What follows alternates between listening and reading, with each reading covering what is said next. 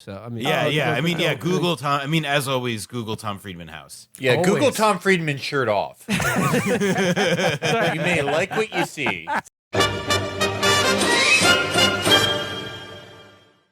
I'd like to begin. I mean, there's a lot of history here in this book, and there's a lot to discuss that's relevant to the current moment. But I would like to begin by discussing lawn signs. I'm talking about a specific kind of lawn sign that you may see in a specific kind of neighborhood. It is the lawn sign that says, "In this house, we believe." And then after that, there's a list of things that the people in the house believe in. It's like, we believe in science, Black Lives Matter, women's rights are human rights, et cetera, et cetera. Yeah, and they by the way, they've added to it since I described it for the book. They've got a new generation of those signs with new line items. Well, it's like sort of like those T-shirts you can order on Facebook. That's just like, I'm married to a badass Leo who's a welder and loves movies, and it's just sort of a personalized list of the things you like and believe in. But my point here is that not that so much that these sentiments are wrong, but what do they tell us in terms of like in terms of what they say, but also what they admit? Like, what does it illustrate to you about the state of the modern liberal imagination? So like you said. I agree with everything they say on these yard signs, including the new additions, which are things like "water is life," and some of these other ones. Controversial statement. Yeah, but so it's the signs you see now they're quite crowded. They've got so many different items, and I don't disagree with any of them. What bugs me about them is that they conspicuously leave one item out. And it's my item. It's the one that I care about, which is anything having to do with work or labor or, social hierarchy. That's just gone. And it's like, it's as though it's just simply not part of the liberal equation anymore. And not coincidentally, these are signs that you tend to see in fairly affluent neighborhoods, like where I'm sitting right now, and like the place I grew up in. So yeah, like on this laundry list of things that people would like to advertise good to the causes, outside world, this laundry list of virtuous stances. Yeah, but in a way they become kind of platitudes. But on this list, and which now includes things like we drink water, water is life. They don't say this house believes in the right to collective bargaining. Right, or a minimum wage, or that everybody should earn a living wage, et cetera. Everybody should have a right to health care. None of that's on there. It's the economic aspect of liberalism is deleted because the people that you're working with did not go to graduate school. They don't know the jargon. They don't know the right way to talk, and a lot of them are backwards. A lot of them are going to be wrong in all sorts of ways. But the idea of building a mass movement is you bring them in and you build them up and you educate them. They get educated when they're part of this movement and they learn, their attitudes change. Movements change people. But the thing is that ideological patience, what he was talking about, what you had to have if you want to build a mass movement like this. And by the way, I don't know if we're going to be able to get here, but you can't change this system without a mass movement. Okay, putting yard signs in affluent neighborhoods is not going to do it. And having the president of Harvard University, at the Council of Economic Advisors is not going to do it. Building a mass movement is how you do it. But you can't have a mass movement if your whole idea is to establish what a superior individual you are than everybody else in the world. If it's all about purity and so the term that I use is the utopia of scolding. Because that's Bethesda. That's where I live now. It's a utopia of scolding. It's these people who have these gilded lives, these beautiful lives. They live in these beautiful homes. They have a swimming pool. They drive a fancy car. They have a wonderful life. And their approach to politics is to scold people. To shake their finger. It's like you're wrong about this. There's something wrong with you. There's a whole class of people out here that didn't get it, that aren't as well educated as me, that don't understand things.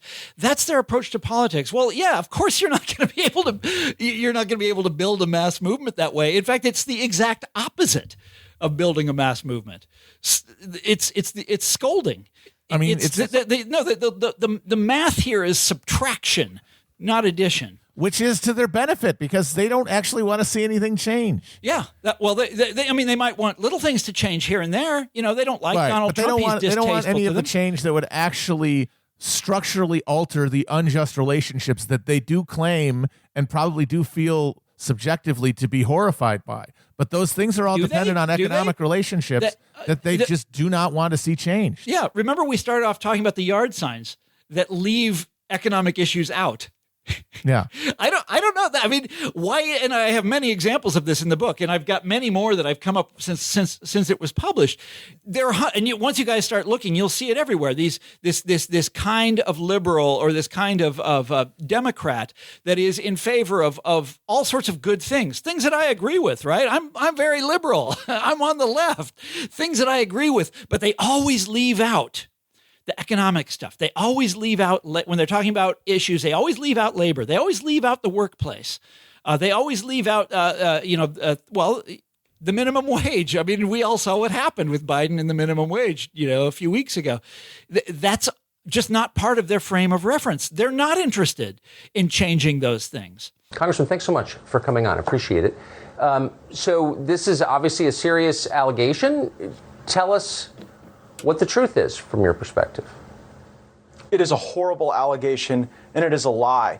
The New York Times is running a story that I have traveled with a 17-year-old woman, and that is verifiably false. People can look at my travel records and see that that is not the case. What is happening is an extortion of me and my family involving a former Department of Justice official. On March 16th, my father got a text message demanding a meeting wherein a person demanded $25 million in exchange for making horrible sex trafficking allegations against me go away. Our family was so troubled by that, we went to the local FBI. And the FBI and the Department of Justice were so concerned about this attempted extortion of a member of Congress that they asked my dad to wear a wire, which he did with the former Department of Justice official. Okay, can I say what I think happened? Go for it. So the guy was like, you have to give me $25 million so like we can pardon this guy, we can get this guy out of Iran, and then if you do it, we'll get it so Biden pardons you for having sex with a 17-year-old. But what I think happened is the guy was like, told him all this, and Gates was like, oh my God, I'm so behind. I need to sleep with the 17-year-old to get this rolling. Yeah. And then he did it, and then he was like, all right, now I'm being extorted. So some background on the extortion plot that he's talking about here. It says, Matt Gaetz, this is from the Washington Post here. Matt Gaetz, a Florida Republican known for his fierce allegiance to former President Donald Trump, had been under Justice Department investigation for months for a possible sex crime when two men approached his father with a proposal. The men had learned of the investigation, they wrote to Don Gaetz, and wanted to offer an opportunity to help his son. He could give a huge sum of money to fund their effort to locate Robert A. Levinson, the longest-held American hostage in Iran, whose family had said that they were told he is dead. If the operation were a success, he would win public favor and help alleviate Matt Gaetz' legal woes. The men who approached Don Gaetz, people familiar with the matter said, had no apparent connection to the sex crime investigations of his son, other than having somehow learned about it before it was publicly reported. But when news of law enforcement's interest in Gaetz surfaced, the congressman asserted that the allegation was rooted in an extortion effort against my family for $25 million. So yeah, I think Felix. So these guys come to him and they're like, "Listen, you help us rescue a dead man from Iran, and we won't blow the whistle on you having sex with a 17-year-old girl." And then Matt Gaetz was just like, "You fool. Do you honestly think I would let you in on my master plan without having already done it? I had sex with a 17-year-old girl 30 minutes ago." Yeah. How can you be extorting me for a crime I've already committed? And I also like that the detail about like somehow they had knowledge of this investigation before it was made public. I mean, I think they had knowledge of it just because they're from Florida and know Matt Gaetz. No, yeah, I don't think like it took any special insight to divine what was going on. Again, I only know what I've read in the New York Times. I can say that actually you and I went to dinner about 2 years ago. Your wife was there, and I brought a friend of mine. You'll remember her. And she was actually threatened by the FBI, told that if she wouldn't cop to the fact that somehow I was involved in some pay-for-play scheme, that she could face trouble. And so I do believe that there are people at the Department of Justice who are trying to smear me, providing for flights and hotel rooms for people that you're dating who are of legal age is not a crime. And I'm just troubled that the lack of any sort of legitimate investigation into me would then convert into this extortion attempt. I don't remember the woman you're speaking of or the context at all, honestly. But oh my God, he's trying to get some co-defendants in this trial here. So, Tucker, we fucked the same girl, remember? Remember, we were both wearing those goat masks. It was in that chapel underneath the Capitol building. Tucker, there's a young man that we both know. His name is Amidala, and he's a great one. And remember, we brought that 6th grader to him, and he consumed it and birthed another great one. Do you remember that, Tucker? Tucker, you were at the blood ceremony. Moloch actually called me about this, about what the FBI is doing to me. Chris, what was the thing about Matt Gaetz' father being involved in some horrible tragedy or causing one? Okay, yeah. Gates' grandfather, Stanley Jerome Jerry Gates, was the mayor of Rugby, North Dakota, and a candidate for lieutenant governor of North Dakota at the 1964 North Dakota Republican State Party convention. And he apparently died of a heart attack during a speech. He's from my family's been here a long time. Yeah. Well, yeah, no, that's why Gates should be president. Grandfather dies of a speech during a convention. Dad is like, we're leaving this place. There's a bad energy. We're going to move into the Truman Show house. And then the son is who he is. And that's should serve life in prison while also being a representative figure. Not royal family, but mascot. If you come from another country to not just Florida's 4th House District, but pretty much any of it, it's you get to meet him and take pictures with him, and then he has to go back to his cell. And we have to end the bloodline. Fucking it's this guy, Cuomo, it's just everyone who's involved in politics who's a man is a fucking absolute sex freak. These guys should all be chemically castrated if they want to seek office. Well, why would you run for office now? At this point, if you have a brain of any kind, not even a significantly good one, that you're not going to do anything. All of the traditional reasons to run for office don't exist. The only reason is to do not even power fantasies, because there's no power there, just sick performance of power. You're just a little pervert. You have to be. Yeah, I think for someone like Joe Biden, you get elected because, you get to do more handshakes, his favorite part of the whole deal. Yeah, he just loves going to pancake breakfasts. Yeah, pancake breakfast. You got to take the syrup home sometimes. Yeah, he loves people having to listen to him. But yeah, for someone like Matt Gaetz, that's what this is. I mean, I feel like we've only scratched the surface of this guy's life and his life and crimes. But what do you think? Is there anything more here? I'm looking forward to him being exonerated. Yeah. I guess that's the thing to say is that it must be remembered that he will not go anywhere unless he is actually charged and indicted in some way. He's not going anywhere. He will probably he'll be there in that office till he wants to leave, until he gets killed in some sort of hot air ballooning with a crocodile accident. He'll be the first person over the age of 3 to die by jamming a fork into an electrical outlet. Or one of those jet ski accidents where you fall off the back and the jet blows your fucking asshole out of your mouth or something. Oh yeah, no. However Matt Gaetz dies, he's going to be vaporized. Oh, 100%. There's no casket at that funeral. He's just going to be a fucking pile of red mist. That's not a guy who has dies alone in his bed or surrounded by his family or gets shot or something. It's that's a guy who's driving an experimental boat. Yeah, no, he's going to be doing a TikTok dance into the back of a fan boat and just get dissolved. Yeah. You mentioned the way that they've been sort of clapping back at elected representatives, and it's just like I said, this very bizarre PR push, and this is being done by Amazon executives. We mentioned the other week this guy David Clark, who's these are not bots or hired PR people. I mean, these are high up people at the company that are taking it upon themselves to personally defend Amazon from critics, and by critics I mean their employees.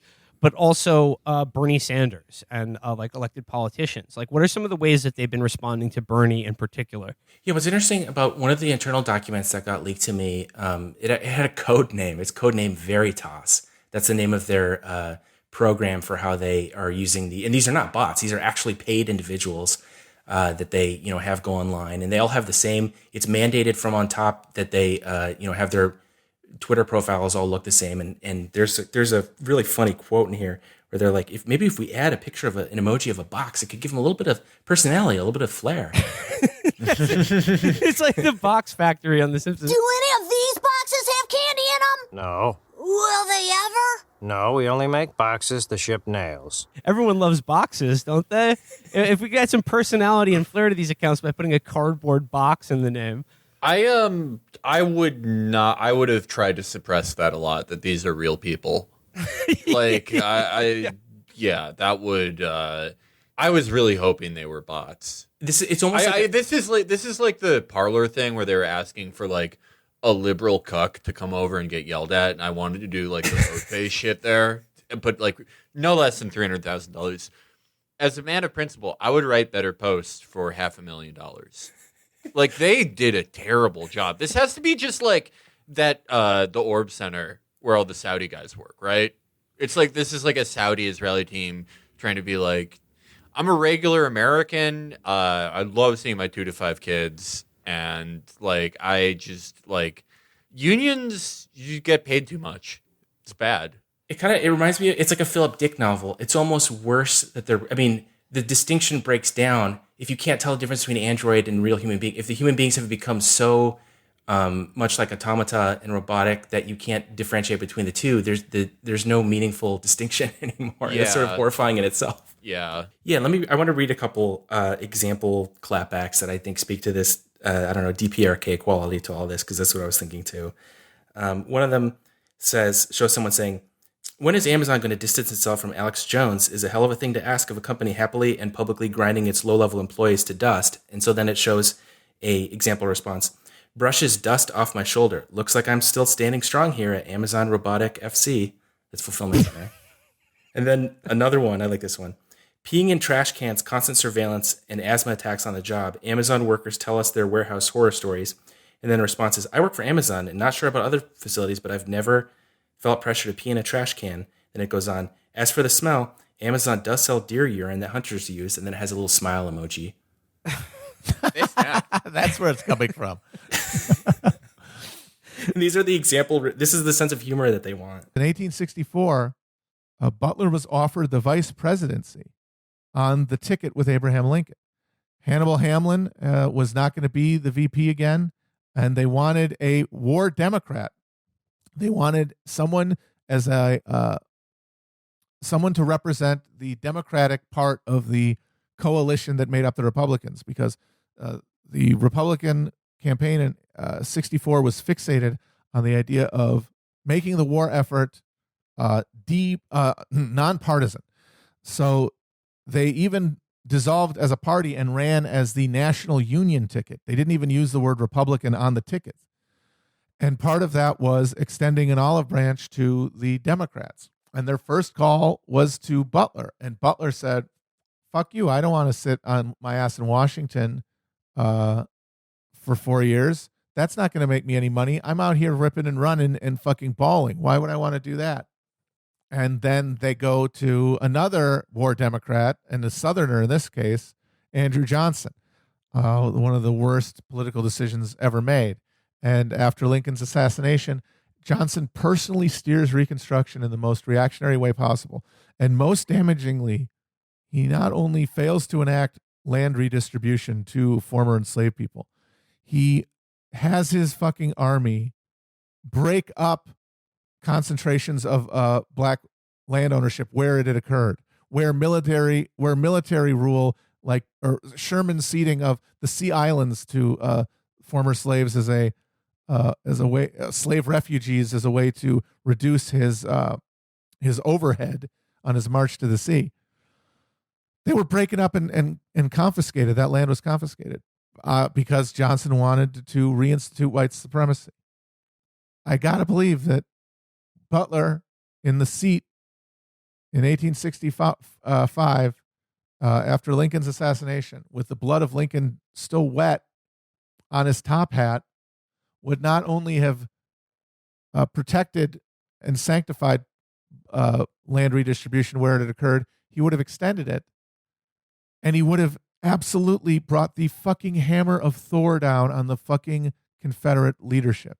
Nobody's getting their fucking voting rights back after asking nicely, after writing a letter to the president, which is what Andrew Johnson had them do. He had the big men of Southern planter society who'd rebelled against the federal government write him letters asking to be pardoned, and he would. None of that for Butler, I can assure you. And for me, the value of thinking about a guy like Butler and thinking about the context and about the possibilities that are always there in any moment, no matter how retrospectively doomed all goodness seems, is to remember that that's always true, which means it's true now, which means that all possibilities are live in the moment. Because look at this guy. Look at how does this happen? When you consider what most Northern Democrats did after the war, during and after the war, become copperhead reactionaries who by the end of the war were actually rooting against the fucking United States. And then after the war became just absolutely vile racial demagogues. The Northern Democratic Party put out hair-raisingly racist shit during Reconstruction. And Butler was part of that machine before the war. And many people went out and fought and came back and did the same thing. And he didn't, which means it can be done. And means that our destinies are always live. I have an idea for the worst romantic comedy that would ever be made that would make $1 billion. What do you got? Secure me my samurai sword. It's called Push Pull, and it's about a Democratic and Republican strategist fall in love during a presidential campaign, but then they find out like Russia is involved with the Republican one, and they like team up to stop it. And the vice president on the Republican ticket is like a John McCain stand-in, and they arrest the Republican candidate. And then there's like a weird scene at the end where they're at. It's Bradley Cooper and Alexandra Daddario, by the way. Oh my God. Daddario is the Republican, Cooper is the Democrat, and they pass some like weird, shitty bipartisan bill that's like kids from the inner city can like go to Dalton or something, and they're all at the wedding, and John McCain is dancing with them, and they're like, "Hey, this is really great." There's still an execution at the end because both sides agree the death penalty should still exist.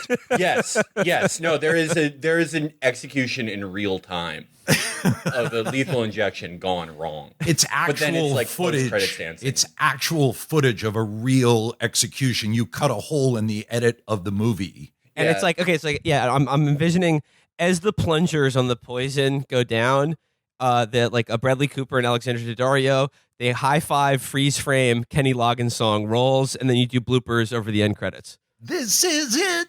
Make no mistake. Or as the plunger goes down on the lethal injection, the blinds on their loft apartment in Soho come up. Yeah. So then the Kenny Loggins song plays, but covered by someone more recent. Yeah, someone cheaper. There's Bradley Cooper has a daughter. He's a single dad in this, obviously, and his daughter is like a internet like SJW, and like Cooper and Daddario are arguing, and he's like, "Well, at least I believe in science," and she's like, is economics no longer a science or some shit?" And then the daughter goes like, this is so heteronormative, and they both say "shut up" at the same time. That's a great trailer moment. Maybe we just shoot that moment, put out the trailer, and then when people go to watch it, it's just you on like cell phone video in a chair going, "There's no movie." But hear me out. I lied. Sorry. Hear me out and why I need a samurai sword. Yeah, it's video of me with like a wooden practice samurai sword, and it's like, this is what I would do with the real thing. It's like me stopping muggings. But Adam, before we get into that, it's a little bit of breaking news. I was wondering if you had a comment on. Comes courtesy of the New York Times. Major, one of Biden's German shepherds, will be sent away for training after biting incidents. Adam, is it time to terminate Major's command with extreme prejudice, or have we been coddling this dog too long? God damn, that's huge. I kind of wish you guys had told me that was going on because we could have rescheduled. I got to process like 40 things right now. I think look, America's become a bit unmoored of late. And I think we need like clear right and wrong and laws and consequences. I think a very tastefully done euthanization of Major, like if it was done and keep in mind, don't take this out of context, done in a responsible way with proper warnings to show that you can't behave that way, that there are rules even for the presidential dog.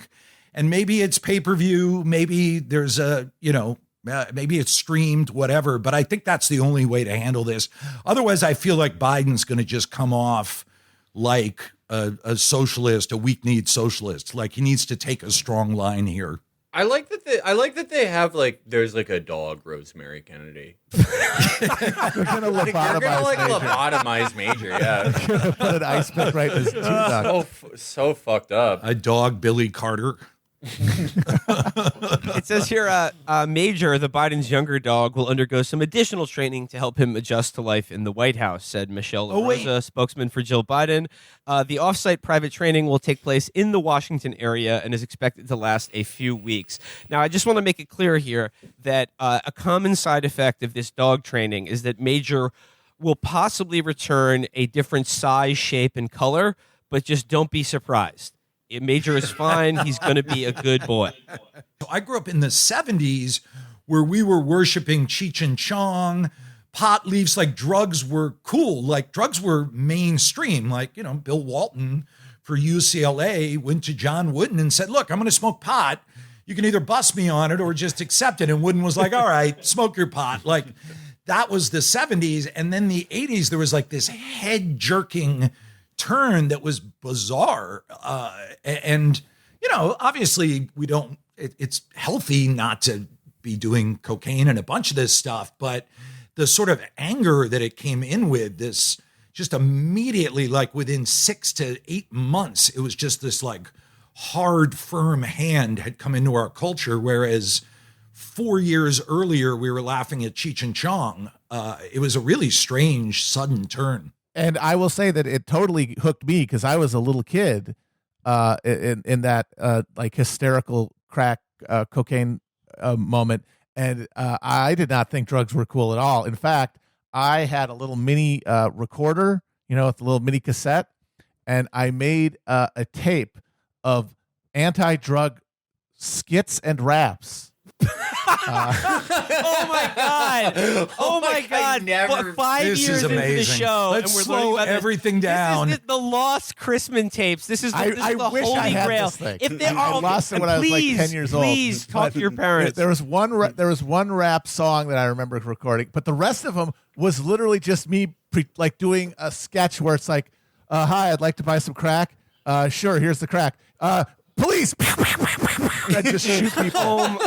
It was just me shooting people. It was like little radio sketches of me murdering drug dealers. There is an alternative timeline where you're like a Christian rapper. Yeah, totally. That would have been awesome. I actually still remember one line from the rap, and it's about being please. It's about I'm being peer pressured by people to get me to do drugs, and they said I was weak. They said I should drink tea. And I said, sorry, dudes, I like my wits about me. Oh, bars. So wait, drop that bomb. Drop that bomb. So you were carrying around the recorder kind of like the first time the Beatles got high and they were just recording everything. So you were just like, I've tapped into something larger and more powerful than me. I better carry this recorder around. These drugs are killing people. I need to do something. I need to help the children. I need to help the culture. Yeah, there's a lot of stuff about Jews in this movie. Okay, the makers of this film, I can't stress, like, really, really want their audience to know how many Jewish people were involved in like making abortion a legal right in this country. It's not a mistake at all. there's a scene where a rabbi is like telling a couple how to get an abortion, and it's like if Der Stürmer had a more they still had a film division that existed. It just like never went out of business. He's like it's like, yeah, a dumb bitch who's cheating on her husband is like, I wanna go to South Beach. Can we kill this baby? And he's like, "Oy vey, I hope it. Oh, have you seen the penny outside my office? I lost it. I hope I don't. I hope I can make it in time to get the stale bread that they throw away before I have to commit several rapes. Oh no!" And there's this one scene where like they depict like a politician who's against passing this law, and he's like crying, giving a speech on the floor of like the state legislature or something, and he's like through tears, he's like, "I'm reading an imaginary diary from a fetus," and he's like the actor's crying, and he's like, "It's dark in here. I don't know where I am, but I just want to see my mommy." And it's like, he's ventriloquizing the thoughts of like a fucking several like a first trimester fetus, which is like, again, so much of this movie and its like moral universe does not even attempt to convince anyone who doesn't already believe it's the case that like a fertilized embryo is like the moral and legal equivalent of like your grandmother or like a child that's walking around on the street. And it's just like this guy's crying, just being like, "Mom, I want to live. Mommy, don't kill me." And I'm just like, no wonder they fucking lost. So all these weepy assholes are just crying in public all the time. Like, no wonder they fucking it's lost. It's a diary of a baby of a fetus, and at the last entry is, "Today my mother killed me. Today my mommy killed me." Like, you're still writing, dude. I don't know what really has changed. It's fine by me. I just wanted to say quickly that in the scene before this, they show the coven of Jews talking about their next strategy while marching with a bunch of protesters. They do that several times. And this is a scene that, it must be stressed, takes place before Roe versus Wade has been taken up by the Supreme Court, and it is the scene that happens right before they show this guy doing his impassioned, tearful speech from the baby's the fetal perspective before the New York government votes to legalize abortion in New York, right? So this is before any of that, and they're marching, and behind them are pro-choice protesters, one of whom is holding a sign that says, "Keep abortion legal." That's a they were bungle. just, we need That's a bungle. pro-choice signs. And so they just got one, and nobody for a second thought, wait a minute, abortion's not legal yet at this point when we're doing the scene. Last year, the Cuban GDP shrank by 11%. Imports were reduced by 40%.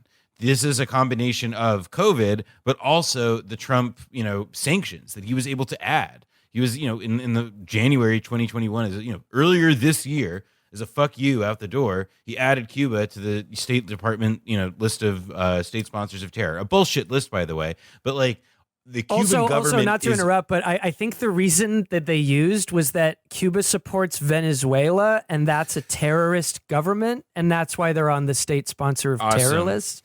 We are literally punishing countries for having friends, and like it gets to this, insane fucking degree where we are like we're torturing this island, and we have been like very effectively for many years, and they're at a like even at this moment of global precarity because of the pandemic in a lot of ways. Like, we have a new administration, and what has the messaging been thus far? After like all of this Trump rah-rah bullshit, and after the Obama steps towards normalization, steps toward but not actually taken.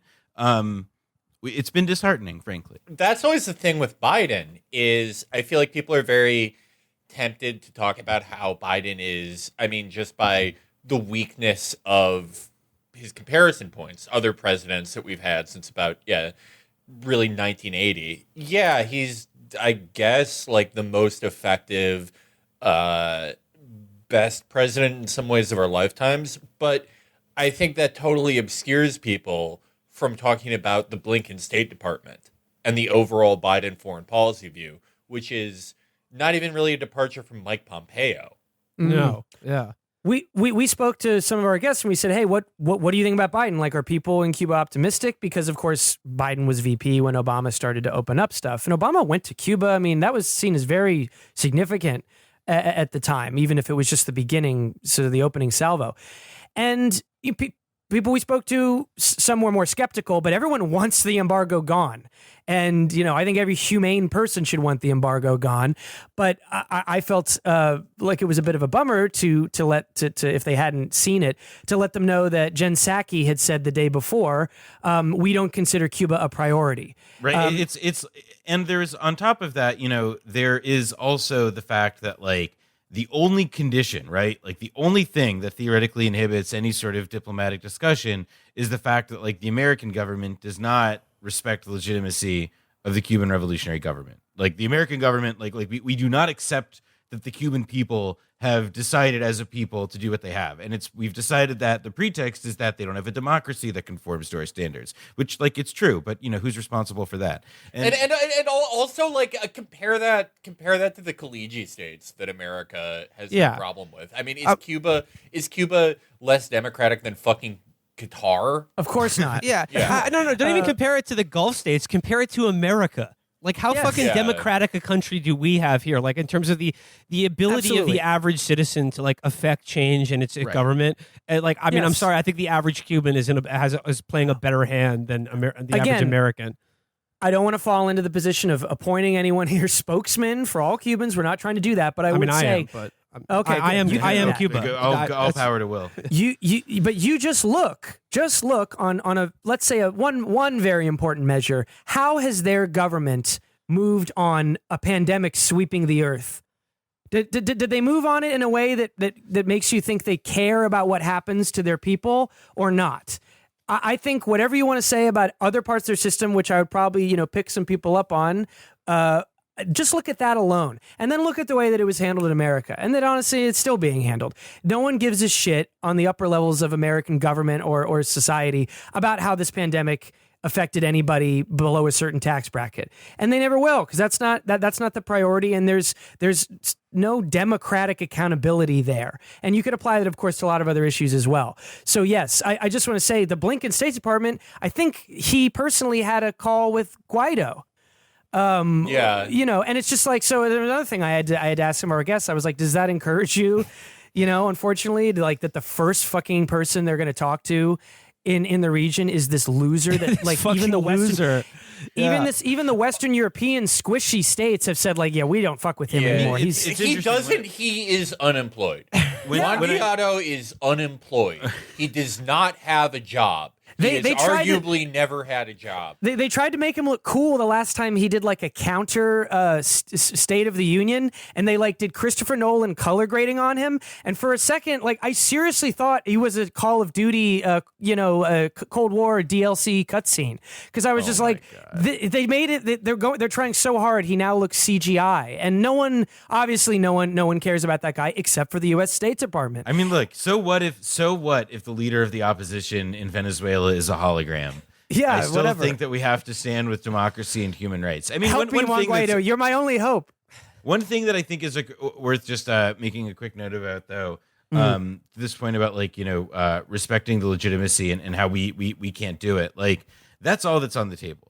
And the only reason that the Biden administration doesn't do it, and this is, like what you can get from talking to anybody in the Beltway with like, a lanyard down to their knees or whatever, it's because of the political costs, right? The short to medium term political costs, which are imaginary.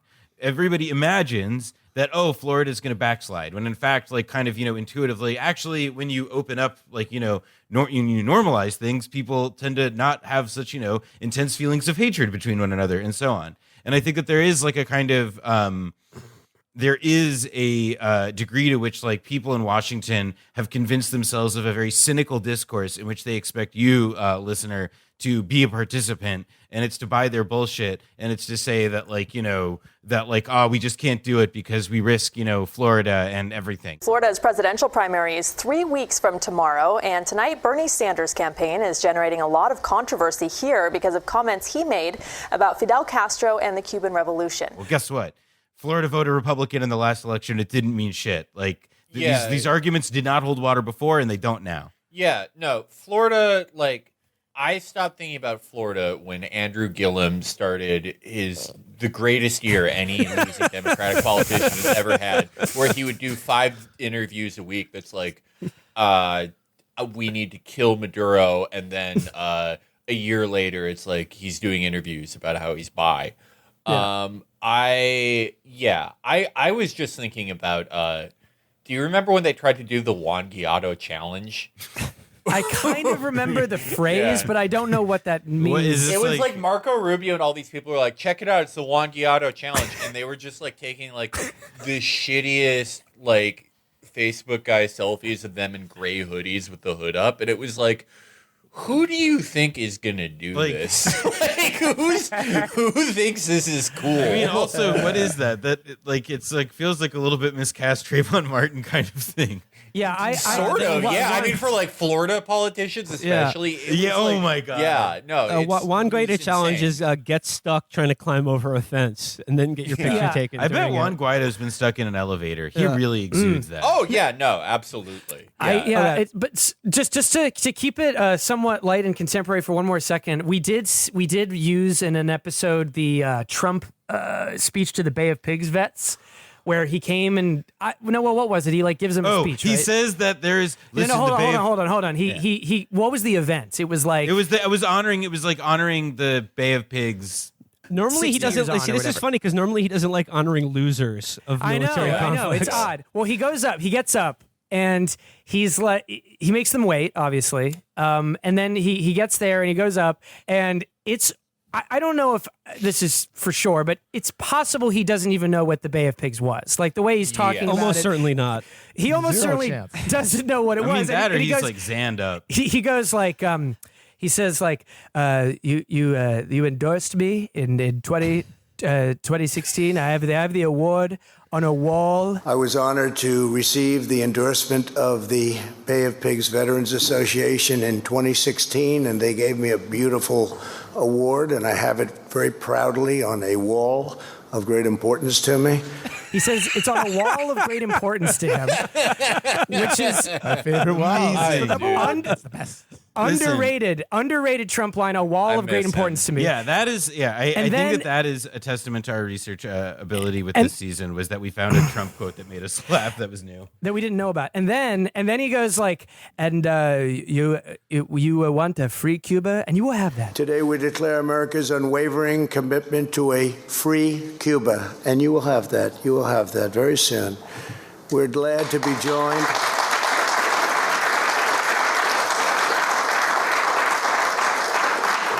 They will have it, Mike, won't they? Huh? It's happening very fast, actually. You will have that very soon. You will get that. You will get that. And then he goes, I'm going to give it to Mike because Mike Pence is here and he's very much with what you're all about. He's very...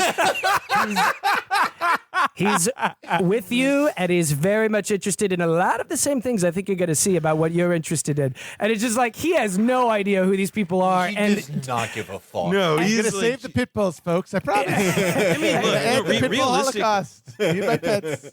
Realistically, there's like 5 Mar-a-Lago members in that crowd, you know? Well, but then Pence gets up and he's got zero swag and he's just like he's just saying, listen, we're going to keep Cuba. It's 5 years from now, 10 years from now, it's going to be a Cuba Libre. Yeah, he turned into Bill Clinton and then he said that. And then he says like you hit the beaches greatly outnumbered by Castro's socialist forces. And it's just like he has to get socialist in there and but I just imagine being one of these 80-year-old or 90-year-old Bay of Pigs guys, and you're looking up, and you got Trump saying like, "Yeah, what you people are all about is just so good. It's great. It's fantastic. I love it." And you're just like, do you admit that this is a huge joke on you or not? You keep the dream alive. So just before that, he kind of does like a post-collegiate gap year where he goes to some kind of like Jesuit volunteer organization out in the Pacific Northwest in Portland. He claims to adopt liberation theology. Wait,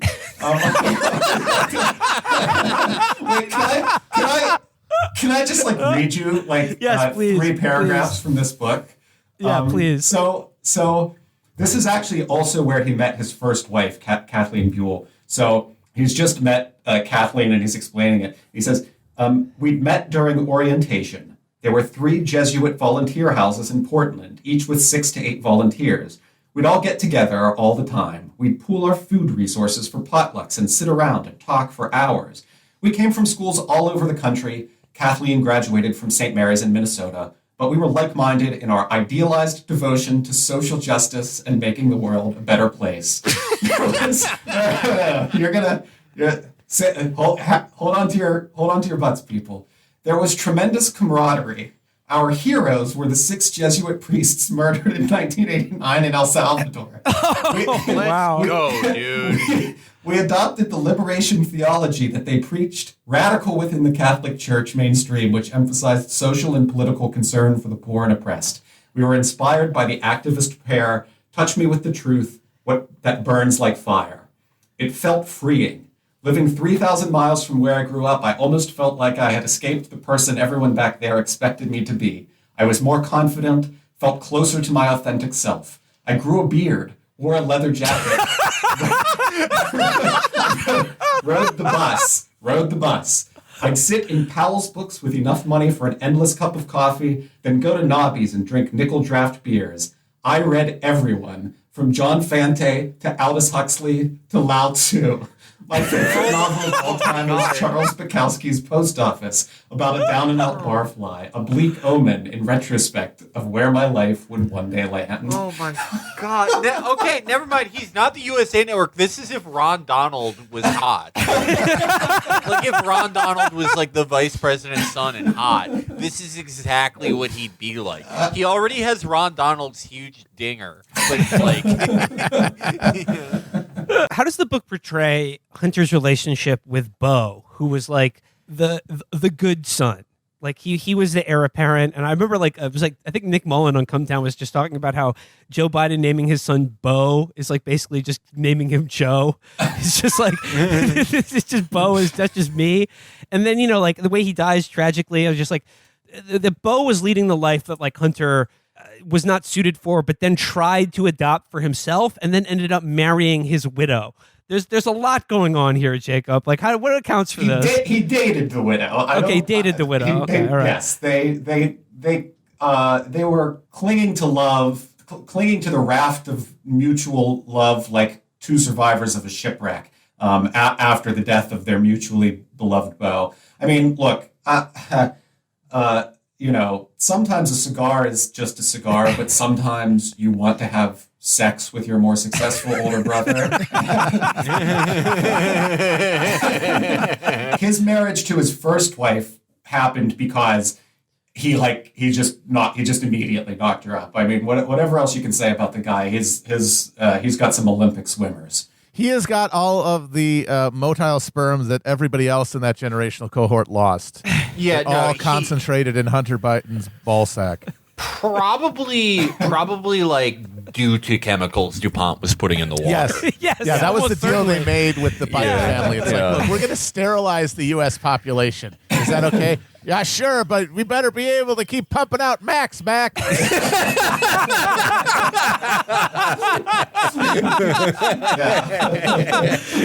gave them the antidote to like those complex carbon chains that are just never going to leave the body of any living thing as long as the planet the sun burns out. We are living in the future. Children of, come on, men.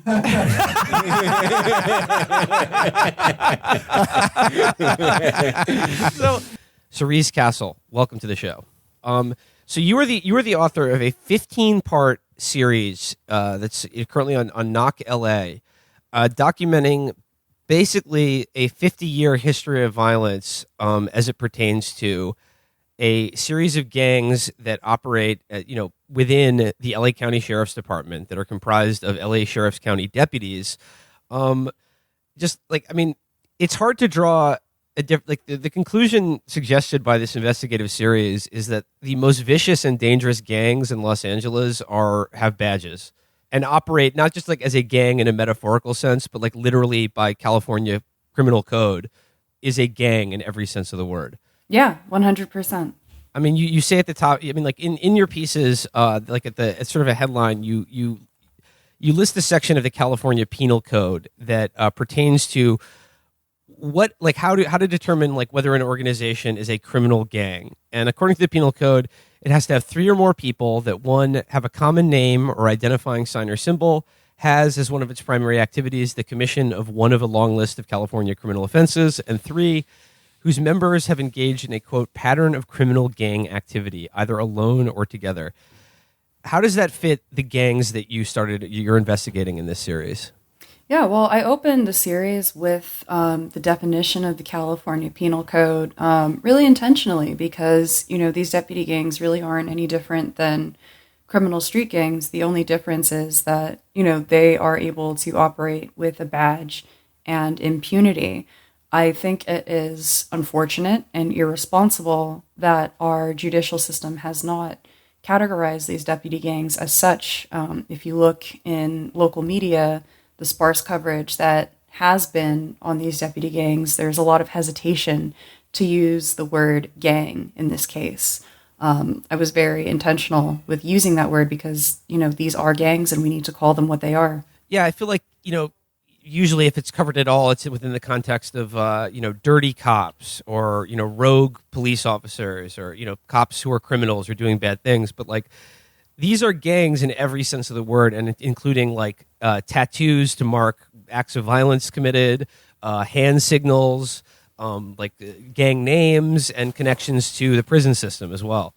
Yeah, they're operating throughout all of the Los Angeles Sheriff's Department, from deputies all the way up to senior management. An interesting thing about, the way the department is set up is that, deputies, once they complete their time in the academy, they are placed in the jails, and that's where they have their first assignment for, a year, possibly 1 to 3 years. And one of the biggest deputy gangs, that I have uncovered and done some reporting on is the 3000 Boys and the 2000 Boys, and they operate within the jails. So, as people are, fresh-faced coming out of their training, they're being, told how to do their jobs by these, guys that have been working in gangs and gang groups for years. And they're told that this is the way that you should do police work, and this is the way you're able to move up the ranks and have a solid career. Bill Gates is one of the most evil people alive, and I really, there's a lot of stuff that made me mad about early COVID and early vaccine coverage, but I would say the thing that probably collectively annoyed me the most was how it had to become like a liberal mission to defend the reputation of Bill Gates. I mean, like, yeah, a lot of that QAnon shit about him is goofy, but like, I don't care. If somebody in Nebraska thinks that he worships Satan, I don't care. He might as well. Who fucking cares? Like, this guy is about as evil as his QAnon depiction is. Yeah, I'm fairly certain that this whole play with India, it's all a way to leverage as many foreskins as possible out of India. Yeah. Like, this all ends with just, like, DC-10s full of foreskins going directly to Washington, to his fucking headquarters, for him to do whatever the hell it is he's doing with them. Yeah, just, like, if this guy's a pure philanthropist, why is he so invested in maintaining the patent law for this? I mean, it's perverse enough that you can't sing Happy Birthday in a movie without paying someone, but like the ways in which like patent and intellectual property are used to, safeguard the profits of the companies that created these vaccines, which is like, oh, like, good for you. Like, yeah, you created these vaccines in a year. Like, how marvelous. As a pharmaceutical company, I guess your brand could never be better at this moment.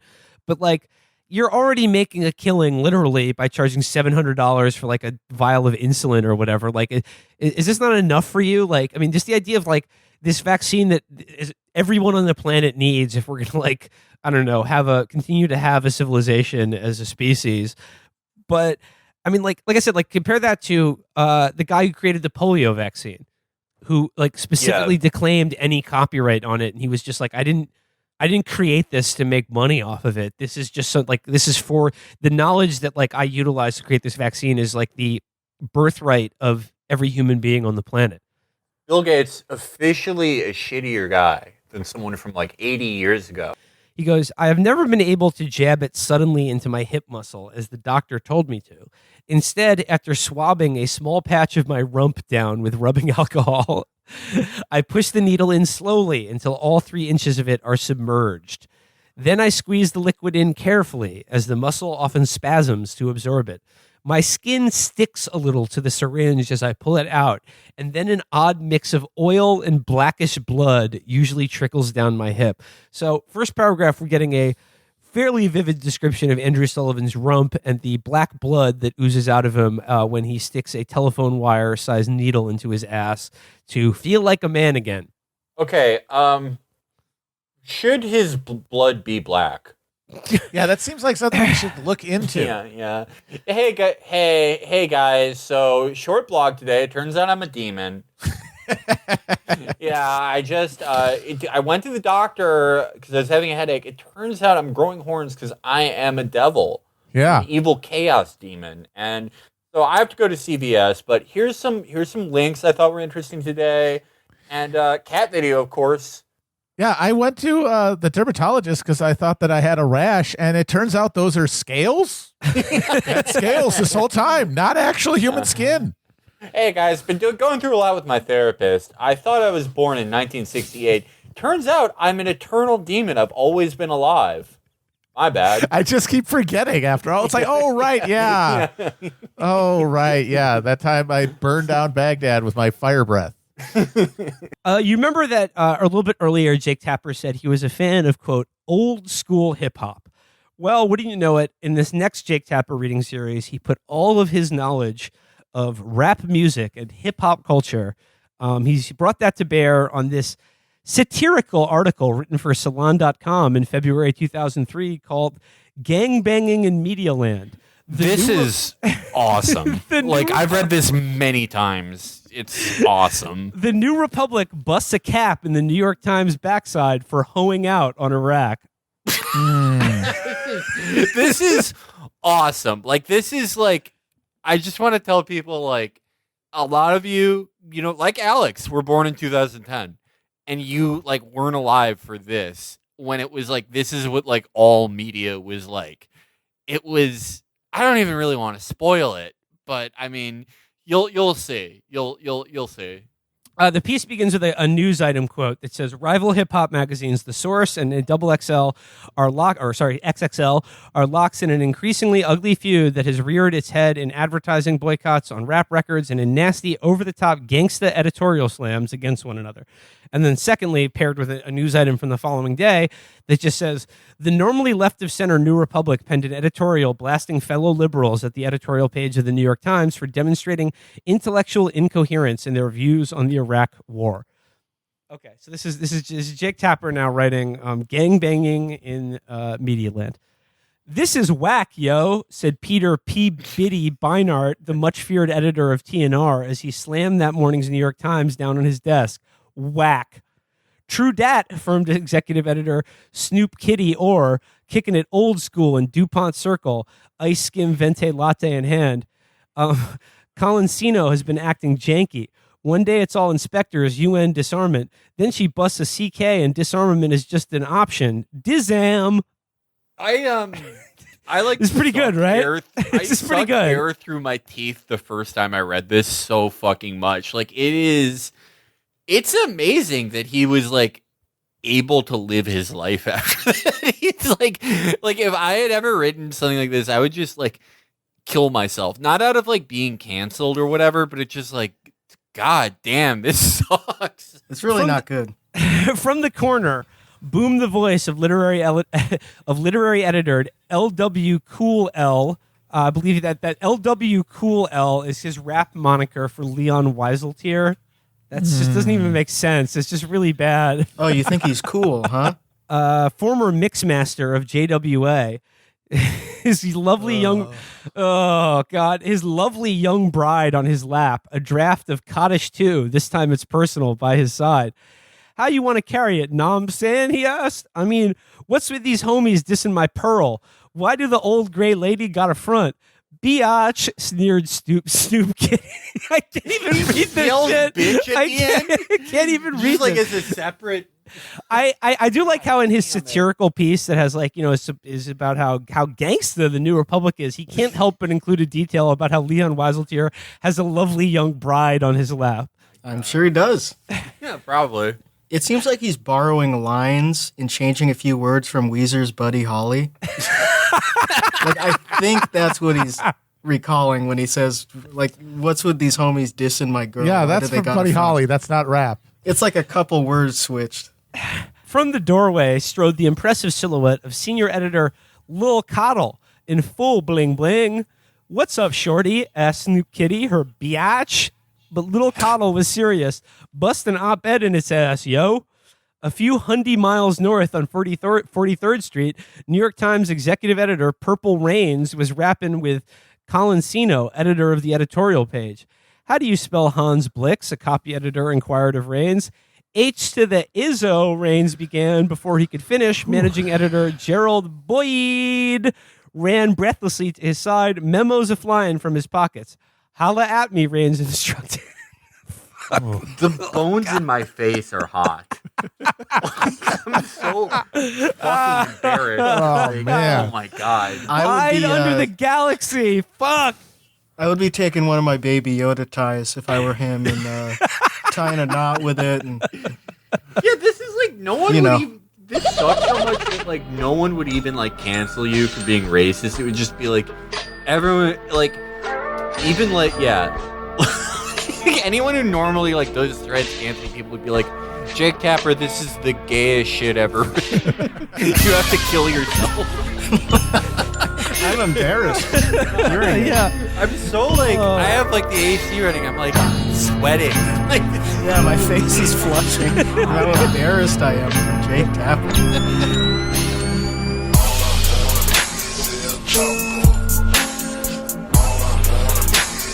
Chapo.